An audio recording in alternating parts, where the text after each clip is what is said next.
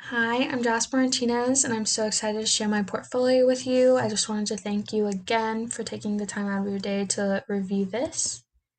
So, I want to go over a couple of highlights from my resume. I am currently working with Lainey K Interiors. She's a local design firm here in Lubbock, and she does residential custom homes. And it's been really fun and interesting seeing what goes into that, picking the materials, picking the floor plan, and just seeing her relationship with the clients has been really fun. I also wanted to point out that I am proficient in Revit 2020, CAD 2020, Photoshop 2020, and the Microsoft Office suite. So today we're going to be talking about Turning Point Community Church, which was a commercial project, the Department of Design, which is a commercial project, the Mills Residence, which is a residential project, and my abstract vacation home, which was a residential project. So firstly, we're starting out with Turning Point Community Church, and this is the collab project for our collab class last fall 2020. So myself and 3 other girls worked on this project, and it was really fun. So we were tasked with redoing Turning Point's main church. They're located here in Lubbock on Quaker.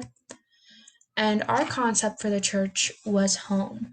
We wanted the church to feel the most like home as possible, light, airy, comforting materials, warm light, just things like that. So we did a couple phases of research. We researched generations and how they work within the church. We researched 21st century design and how that works within the church. And we researched community within the church. And so we decided to add an activity community center to our church. And that is what you'll see over here on our floor plan to the left. You'll see the indoor field, the outdoor rec space, 2 dance studios, and outdoor seating for all of these outdoor events. And so it was really fun doing that. My partner Shanae, she's the one who did most of that, so this isn't included in my portfolio. I focus mostly on the baptistry and the offices, so that's what you'll see from me. But over here on the left, we have my bubbles of the administrative offices and the office support, which I both did, and then an overall bubble of the space. And so when you walk into the space, we really wanted to have that clear, distinct of where you are. So when you walk in, you can tell you're at the Commons with the reception area and the seating. Then you look over to your left, and there is the baptistry, and it's clear as day that that's the baptistry. You look over to your right, and you can see the cafe and a hallway leading you to the activity center and the kids' part of the church. And then straight ahead, you see the worship center, and there's no doubt that that's the worship center. So I did a building section for this project, and I really enjoy it. I think it turned out nice. I was in charge of designing the baptistry, and so I had this awesome idea of adding a skylight above the baptistry just so you have that light pouring down from the heavens as you're baptized. So you can see that skylight. And then since the ceilings are 20 foot tall, I really wanted to humanize the space and also reduce some echo. So I added these cool acoustical tiles from Armstrong. Actually, they're from Eureka, and they really helped humanize the space, not make it seem so daunting and tall, and reduce some noise. Next, you can see the office reception area where I did custom banquet seating and a custom reception desk. And you can also see even some of the furniture we picked is a little bit more residential feel. Here is my baptistry rendering. I love this rendering. I think it perfectly encapsulates our concept with the big floor-to-ceiling windows that have the light and airy feeling, the skylight light pouring down on the baptistry, and then I used marble for the wainscoting in the baptistry to protect against the paint and the water. And I just love this rendering. I think it turned out beautifully.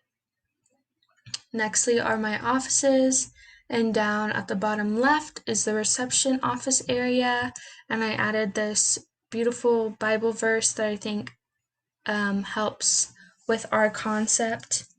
And then on the right is a typical office, and you can see we use these big windows in every office. And then also back on the building section, you can see we added transom windows also to every office to help flood in light in the reception area. So nextly, I want to talk about my Department of Design project. This is my favorite project in my whole portfolio. I love the way it turned out. And for this project, it was also located in Lubbock on the Texas Tech campus in the Human Sciences building. And so my concept for this project, we are renovating the Department of Design at Tech. And so this butterfly milkweed is a Texas native plant. They actually have some on campus over by the Marquette Center, if you've ever been there. And I just think it's a beautiful plant. And each individual flower makes up this whole big plant. And so just like that, I wanted to compare that to the DoD. You know, each person makes up the entire DoD. You know, it's not just one person, it's an entire workforce of professors and TAs and graduate students and things like that, and the students in general who make up the DoD. So I really wanted to incorporate my butterfly milkweed. So for my floor plan, I played around with a couple of different relationship studies, but the one I decided to focus on most is the degrees of visibility. And I like that idea that there's a hierarchy of the space and what you can see. So when you walk in, you're greeted by the reception desk, which was custom built, and then the backdrop of the reception desk is my custom made screen, which I'll talk about in just a second. And then as you go further, I have custom seating and shelving for a little library area. If you go past that, you're in our collab space for the professors to come out, for the grad students to come out, for the students to come and collab.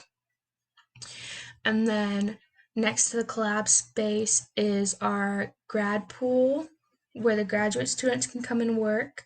And my custom screen is also incorporated with that. Then if you go past that, it is our kitchenette, and I love the way the kitchenette turned out. Then next to all of that is the conference room. And then all against the wall are the medium and large offices. The large offices, of course, got priority for the windows, but each office is has a curtain glass walls, so they're still getting light. So here's my screen design. We got to design the screen in our lighting class, and I just love it. So we firstly used our concept to come up with a sketch, and I know I wanted to gradually fade out my design, but I didn't know how, and so I decided on creating multiple little hot spots of it, and then fading out the petals and them mixing together. So below are actual pictures of my screen. We cut it on MDF board and it came out beautifully. And then on the right are how I incorporated it into my project. So on the top you can see it as a backdrop to the reception desk, and I use this natural unpainted oak for it to help balance out some of those bright oranges and reds I used. And then on the bottom, you can see how I used it for the cubicles for the grad pool. And I used it as a overhang, like a little shed. I can't think of the word for it right now. And I just think it turned out beautifully. I think it gives a touch of nature without being a green wall. Then here are the offices. In the bottom left is the large office, and this right picture is a medium office. And you can see how I was able to incorporate my screen design without actually using my screen design. I used some of the petals in the flooring and the carpet tile and the petals on the wall. And then here is the kitchen. I used my screen design as a wallpaper, and then I use more neutral, like the marble, the flooring, to balance out this bright orange acrylic cabinets and the red seats. So here are my construction documents, and I did not add these necessarily for legibility, but kind of just to show that I am capable of doing construction documents, that I know how to do them and what they are. And I'm very proud of these construction documents. They were kept for CETA, and so I wanted to incorporate them into my portfolio. So nextly, we'll talk about the Mills residence. And this project we did our sophomore year, and it is located in Ann Arbor, Michigan. And it is a remodel of this house that is in the picture. And the family is a really sustainable, eco-conscious family. They're very conscious about their footprint on the earth, so we had to keep that in mind, picking sustainable colors, sustainable materials, sustainable furniture. I picked non-toxic, non-VOC paint, things like that, and so my concept was an indoor greenhouse. I really wanted to pull in a lot of green and a lot of light. So here are some of my blocking and bubbling for this project, and my materials. I kept with a pretty simple bubbling. I wanted obviously the dining and the kitchen and living room to be the three biggest parts of it, and so you can see that on my floor plan. So my floor plan, when you walk in, there is a mud hutch to the right for them to put up all of their snow gear. They're living in Ann Arbor, Michigan, which I'm sure their winters are way worse than Lubbock's, so they need somewhere to drop off their coats and snow boots. Then when you walk a little bit further, you get into the living room, and they did not want a TV in it, so it was fun adding this area that is really centered around conversation. So I inspired the furniture after Restoration Hardware's Cloud Modular sofa and seating chairs. Then to the right is the dining room, and in the dining room against the window is custom banquette seating again, and it's also used for storage, so the seat lid lifts up and they can store things in it. Over here in the kitchen, I kept it pretty simple. They of course have a bar countertop for more seating, but nothing crazy in the kitchen. You walk further in and there's the master bedroom. And I did a custom like IKEA closet for them, and then their bathroom, and I tried to keep my plumbing all in the same area. I know it's not necessarily on the same wall. Then their powder bath and their office and guest room, and that green rectangle right here is a Murphy bed that will fold down for their guest bed. And then the second floor was pretty simple. They wanted a study lounge area, and so this is custom shelving that goes into their like attic storage space for their study and lounge area. And then both bedrooms for their daughters, and then their bathroom for both their daughters. And I separated the like vanity sink area from the shower tub area, so when the girls are getting ready in the morning, one can be doing their makeup in the sink while one's taking a shower or using the bathroom, just so that they both can use it without there being too much fighting. Nextly, I wanted to include some of my elevations from this project. Here is the front elevation rendered, and then with labels. We used siding. We kept the roof, which was 30 years old. I used I'm sorry, I'm blanking on the word. For the windows, I used like this certain type of glazing, but I can't think of it at the moment. I included lanterns, and then I included this pretty stained glass door that I thought really brought in some character into the house. Then we have my kitchen elevations that just show the cabinetry and what the kitchen would look like, and then my dining room elevation.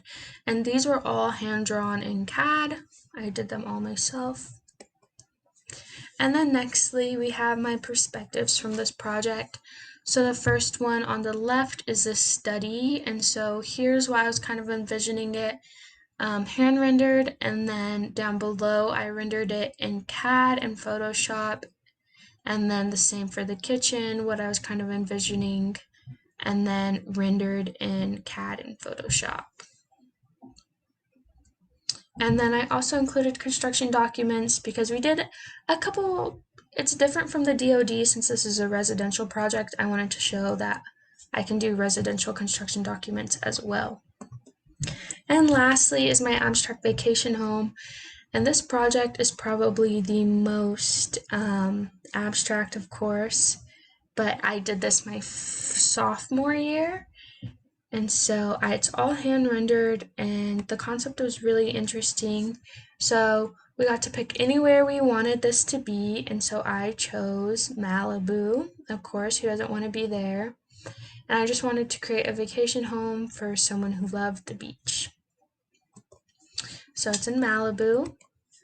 And so the process for this is we were tasked with crumpling up a piece of paper and kind of seeing what shape comes from that. So this is the shape I got. You can see in these little squares, the front, side, back, and bird's eye view of it, and then some materials I stuck to. And here's the floor plan I came up with all by myself. So as you walk in, there's a living room and seating area. To the right or up is the bathroom with a shower, tub, double vanity. And then as you keep walking is a galley kitchen, and then the master bedroom. And then that opens out onto their patio, which has more seating and a dining area.